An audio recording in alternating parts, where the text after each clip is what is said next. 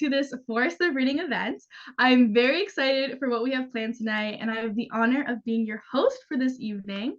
My name is Ainara Alleyne. I'm a 14-year-old grade 9 student from Ontario, Canada, and I'm a big reader. I've been running the Instagram account Ainara's Bookshelf for over 3 years, and it's a platform where I read, review books from picture books to middle grade and YA, as well as interview authors to highlight stories from underrepresented communities. And last year, I worked to co-create, write, and co-produce Ainara's Bookshelf, the TV show, which is now available on TVOKids and YouTube. Now, today, I'm going to speak with one of my favorite authors and one of the best people ever, Mr. Lawrence Hill. He needs no introduction. Lawrence Hill lives in Hamilton, Ontario, and in Woody Point, Newfoundland. He is married and has 5 grown children and a granddaughter.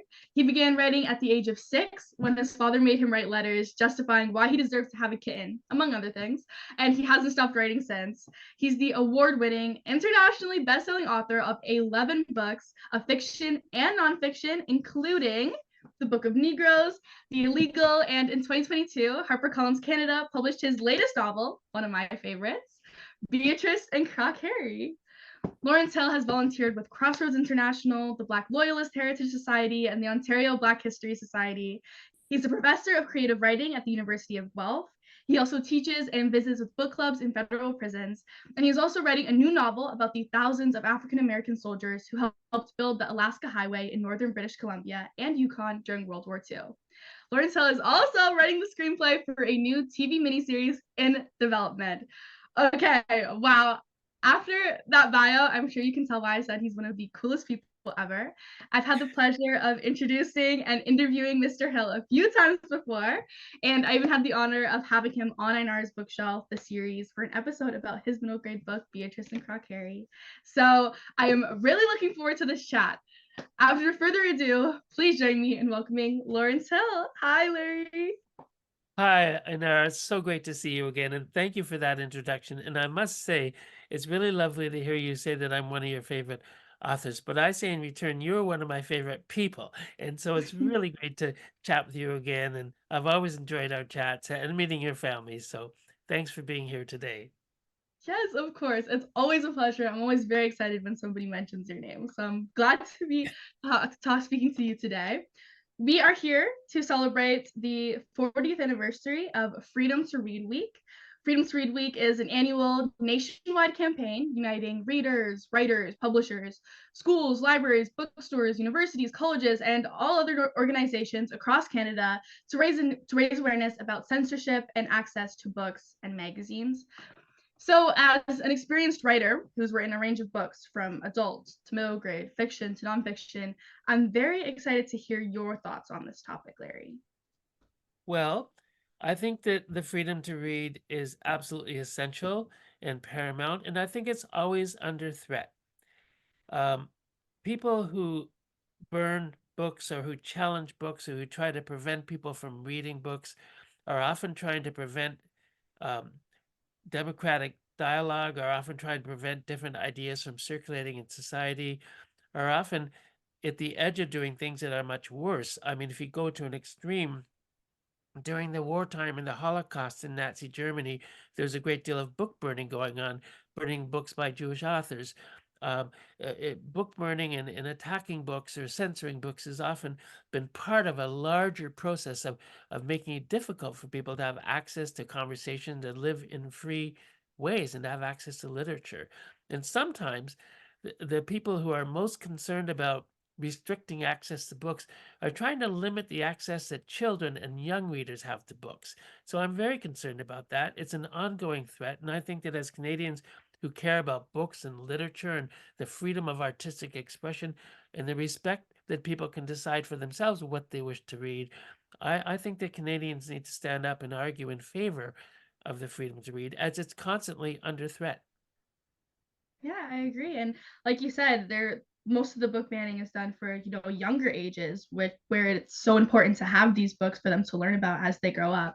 So yeah, I'm very excited to really get into it. And to start, can you speak a bit about your own experience with book banning? I know the Book of Negroes, that's yours, is one that was banned. What was that experience and situation like? Yes. Well, the Book of Negroes is called the Book of Negroes. Now, first of all, for those who don't know, the word Negroes is not the N word. It is a different word and it has a different meaning. And traditionally, the word Negroes was used politely to refer to people who were Black or who were of African descent. It wasn't considered an insult or a derogatory term. It's fallen out of fashion and we don't use it these days, but it wasn't used in a derogatory and insulting way. It's not like the N word. I called it the Book of Negroes because that was the name of the document that the British Navy used to record the flight of 3,000 Black people from New York City to Canada at the end of the American Revolutionary War in 1783. So the book is named after a document that records the flight of Black people from the United States into Canada, 3,000 of them in 1783. When the book came out in the Netherlands. It was a bestseller. It did very well, but a gentleman and a few of his followers were very upset that the word Negroes was in the title of the Dutch translation of the book. And so I received an email that began, "Dear Sir, I intend to burn your book." And this email continued on and threatened, my publisher's life was threatened. And a small group of people gathered in a public park in Amsterdam and burned copies of the cover of the Book of Negroes in protest because they were upset by the word Negroes in the title and refused to read the book, just wanted to burn it because they didn't like the word, even though I tried to explain why the word was used and that it was in reference to a historic document that I was trying to dramatize in this book and in the title. So that was the more dramatic uh, uh, repercussion in the Netherlands. Although the book did very well, and most people in the Netherlands were very happy with the book. Um, the title of the book was changed when it first entered the United States, and the American publisher initially required me to change the title so the word Negroes would not appear in the title. There it became known for a while as Someone Knows My Name, so that the book had two different titles in different countries. Eventually, when the television show came out, television miniseries featuring the story, it was called The Book of Negroes in the United States, and then the publisher relented and said, well, since it came out on television in the States and nobody objected, we'll just re-release a novel now as the Book of Negroes. So the book has had a bit of an adventure, and some people, were upset by the title, but most people understand when I take a moment to explain that I'm resurrecting or I'm examining a forgotten document called the Book of Negroes, and I'm trying to examine a historical document and a historical movement.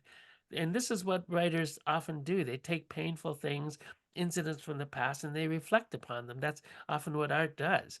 And so I was trying to do that. And occasionally, of course, people have objected. But that's a little bit about the Book of Negroes. Yeah. Wow. I did not know that whole situation with the books being burnt and things like that. I can't imagine just the thought of that or the anger that that comes from or that place of hatred Mhm. or whatever it is. That's kind of crazy that people have these books and just go straight to those feelings.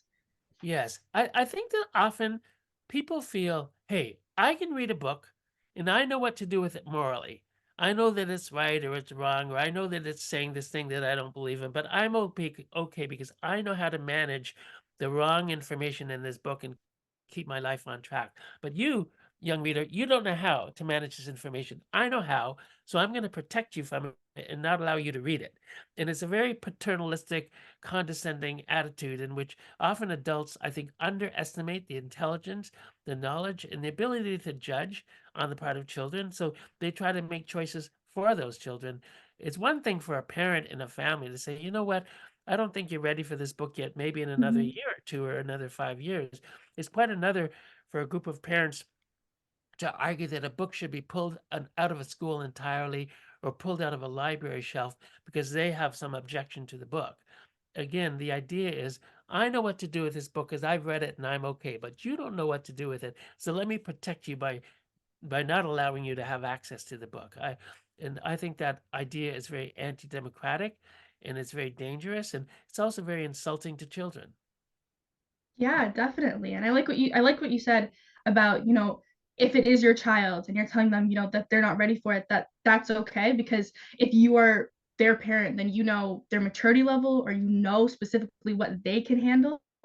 But for a group of people to decide it for a bunch of other kids just does not make any sense because they don't know what those kids have been through or what experiences they have that can resonate with these books. So So yeah. in some of the books that are most attacked by parental groups who object to a diversity of literature in our libraries, some of the books that are most attacked are books that are gay positive, books that have to do with Mhm. LGBTQ positive themes. So if you have a character who happens to be gay and they're depicted in a positive way, which of course they should be, then often parental groups will attack those books if they have some issue with LGBTQ plus people.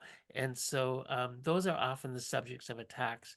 Um, I remember I live in Hamilton. I used to live in Burlington and Oakville. And when I was a bit younger and had young children, there was a group called Parents Against Corrupt Teachers, and it circulated a petition in Milton, Ontario, because it was unhappy that a certain book that high school students were reading had swear words in it. And this book was by a famous American author named Joyce Carol Oates. The novel is called Foxfire, and it's about a girl gang and about all the dangers of falling into a gang that becomes very violent. So it's about a bunch of girls who'd been mistreated in life, who were in a gang, who were doing bad things, and of course they swore a lot. They didn't have like polite language, so the language that they used in dialogue was pretty rough. And so this parental group objected because there were swear words in the book, but the objections, they didn't in any way examine the book or the morals or the fact that the book was actually trying to get children to be aware of the dangers of falling into a gang, the dangers of falling into a violent life. All they did was focus on the swear words. Well, who cares? I mean, the swear Mhm. words are nothing compared to the moral value of the book. And so often people object because they find some little thing that they isolate and they forget about the context of the book or what it's trying to do. And again, they try to remove it from the hands of children. And I just strongly disagree with that. And I think that we underestimate, we as parents, I'm a parent, we underestimate the intelligence of children and we think that they don't know what to do. And it's weird with books because, like, do you not think they're seeing this on TV or in movies or online all the time? How is it that we can let our kids go out to the movie and watch like the worst possible violence in the movie theater or on Zoom or something like that, and then somehow we're offended because they're reading a book that has some swear words in it? So I think there's a real double standard there too. Definitely, especially because now kids have access to the entire internet. They have phones, they have tablets, they have YouTube where they can just go and be exposed to these things but not understand it. They don't have it explained to them like a book would help them to better understand it. And I know you spoke about it earlier, but what would you say to those parents who combat book banning and or have the argument that this content and these discussions about race and sexuality are too much for kids to handle? Well, first of all, let's face it. Kids face all the problems in this world that parents face, that adults face. Some children are bombed to death in war zones, literally. Some children starve to death. Some children are subject to terrific forms of awful forms of abuse. Children live through all the problems that adults live through. And so surely some children at least are ready to read about the fact that the lives that they live themselves. And so I would say that we need to be conscious of the fact that it's wrong to be overly protective. You know, a parent and a child and a family, they can all decide individually for themselves in the web of of a family, like when a child's ready for a certain thing. But children, art and literature and other forms of art, movies as well, dance, paintings, they are meant to stimulate thought and they're meant to help us move well through the world and help us understand how to be good people in the world. And if you don't allow your children to be challenged, to be provoked, to be exposed to difficult things, and then to have to talk them through in a civil, respectful way, whether it's in a classroom or whether it's in the living room, then how do you expect your children to grow and to move through the world if you try to prevent these conversations?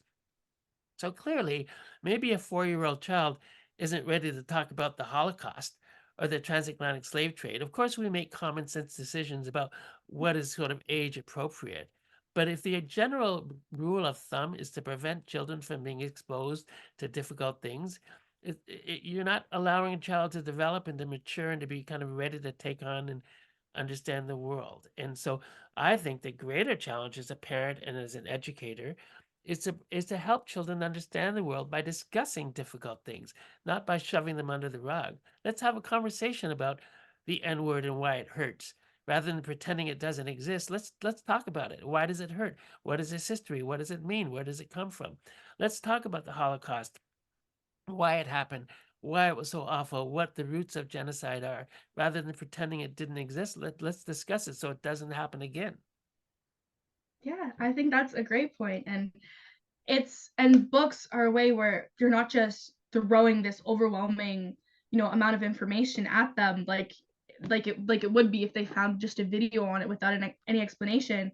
There are books that help you, that integrate these themes in a gentle way for kids to read. Those books are out there for that purpose. So to Abs- ban them abs- doesn't make any sense. Absolutely. Literature is often a way for people to make sense of and to begin to understand the world and to open up their own horizons and also to awaken their empathy. And let's not forget that art is one of the greatest tools that just open up a person's empathy and get them to see more kindly, more lovingly, with more compassion the world around them. Yeah, and for me, I promote books because I want kids to be able to walk in other people's shoes and be exposed to other cultures and ways of life. But book banning is doing the opposite of that.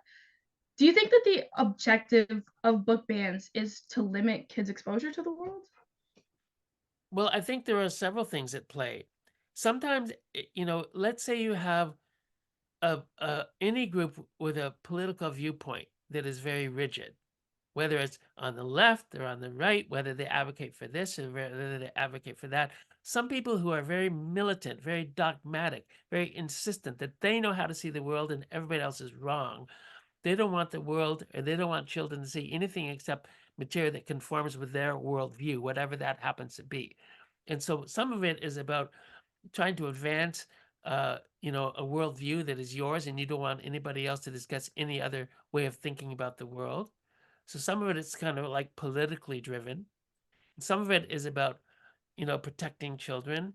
Frankly, I think a lot of it is rooted, if I may say so, in homophobia. If you're talking about people who are trying to prevent books from being circulated that might have gay positive themes in them, a lot of those protests are coming from places of homophobia.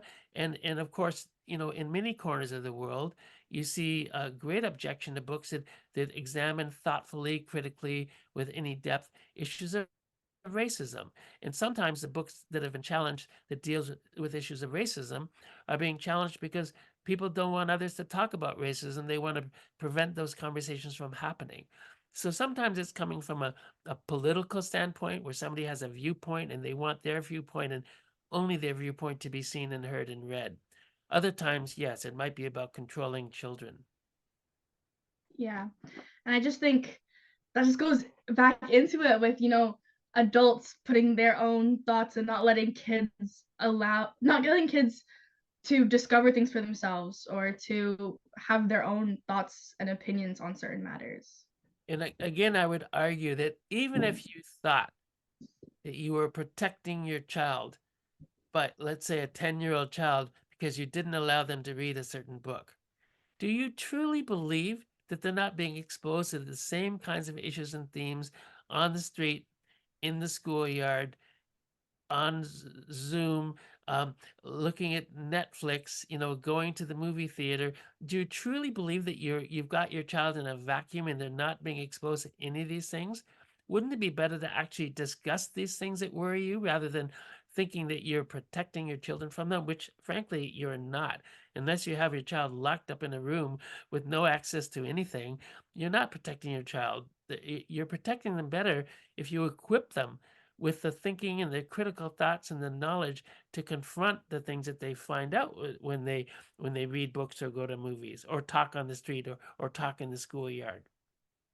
Yeah, exactly. I mean, just now I was talking about, the internet, but yeah, like you said, they're going to actually experience these things for themselves anyways. If they have confusing thoughts about, their sexuality, or they come face to face with racism, how are they going to know how to cope with that or identify that if they have no proper information if they have no one or no way to have it explained to them. So yeah, I think that's a good point. I'm sure you read, and I bet you love the novel The Hate You Give.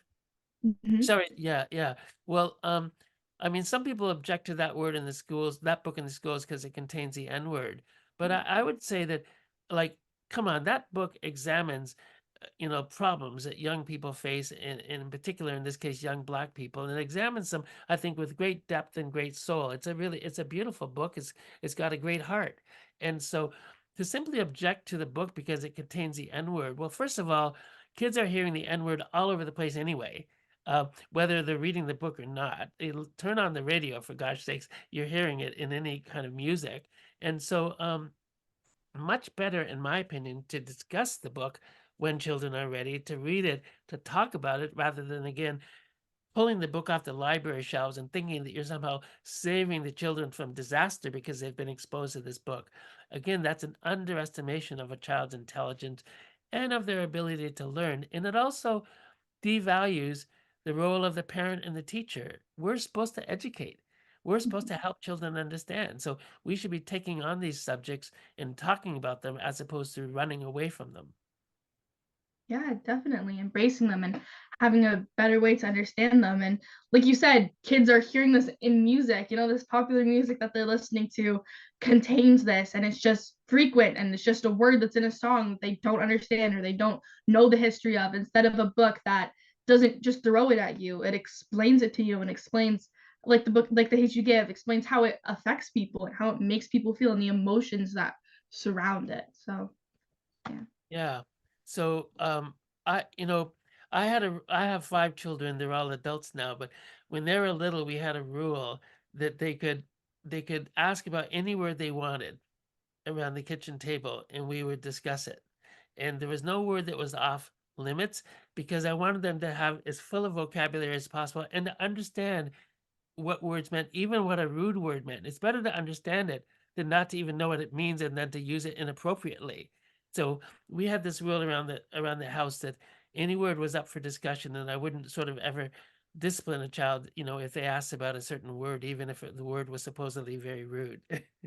Yeah, I like that. And I think that's good because kids, like, they come across these words all the time. I know my brother's come across different phrases and stuff. He's sick, so he comes home and he just says it, and we're like, "Oh, that's not the best thing to say. Let's talk about why we're not going to say that anymore, or say that in public, or why that's not how we use that." So yeah, kids are coming across them. They're out in the world now, especially when you're sending them to school. They're out in the world. In elementary school, the age range is so different. My brother's 6, but there's 12-year-olds and 13-year-olds in the school, so they're hearing things, and it's better for them to understand and explain, and not use it at home because they don't feel comfortable using it at home, but then use it out in the world because they just don't know what it means and they think they understand, but they don't.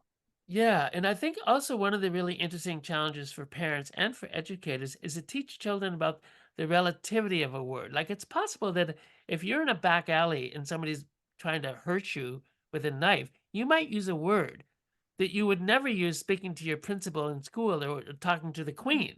You know what I mean? And so often language is relative. And so it's possible that in a certain context, alone on the street, if somebody's hurting you, you might use a word that you would not use in speaking with your grandmother. And so sometimes it's important for children to understand the words, can have different meanings and different weights in different contexts. So and to help children understand that is a way of helping a child understand language and how to use it properly and appropriately and politely.